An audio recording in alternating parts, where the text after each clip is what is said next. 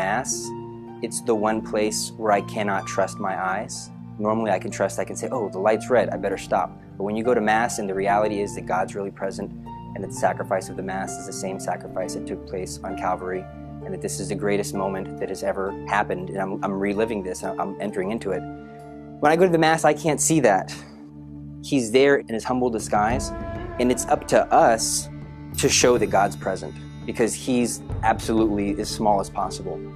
And so when an altar server, or anybody who's on the altar, does not act like this is really God, this is really the King of Kings, the creator of heaven and earth, this is really the most important moment of all of human history that's being acted out here. If he's acting like he doesn't want to be there, if he's acting like he doesn't know what's going on, that's a distraction for me, and that's subtly telling me that it's not true, that this isn't the most important thing that's happening on earth.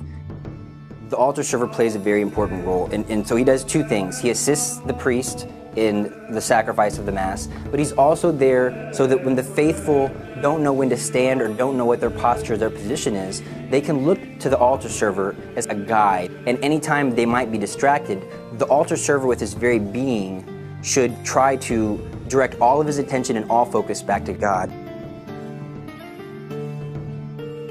If you have your hands in prayer position at all times, so that means your right thumb over your left thumb, and you're kind of like at a 45-degree angle. This is the position that somebody has when somebody prays. When you see the Blessed Mother in prayer in images, her heart is directing all of her attention and all of her thoughts upward towards God. And so during the Mass, God is present. We point our fingers in the direction that all of us should be directing our minds and our hearts towards.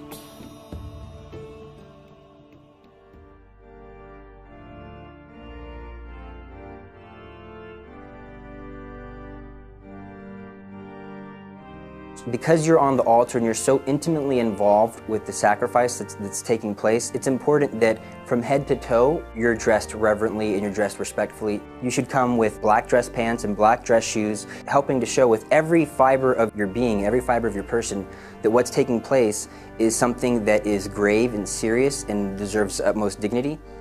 One thing that I've noticed is that the young men and the young boys are excited to dress like a priest. They run eagerly towards the cassocks, and they kind of cringe when somebody tells them they have to wear the alb. The cassock is more masculine. And if you're trying to encourage vocations to the priesthood, it's better that the young men wear something that the priest wears. Especially if you have a good and holy and loving priest who really cares about the community, it's good that the boy already start to copy him and wear the same clothes as him.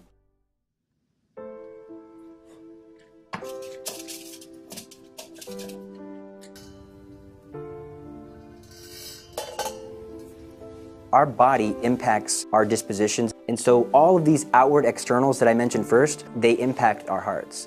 The goal from having your hands in prayer position, the goal from having your eyes where they should be, the goal from wearing nice dressy clothes that are clean and well kept, the goal is so that your heart can be in the right place.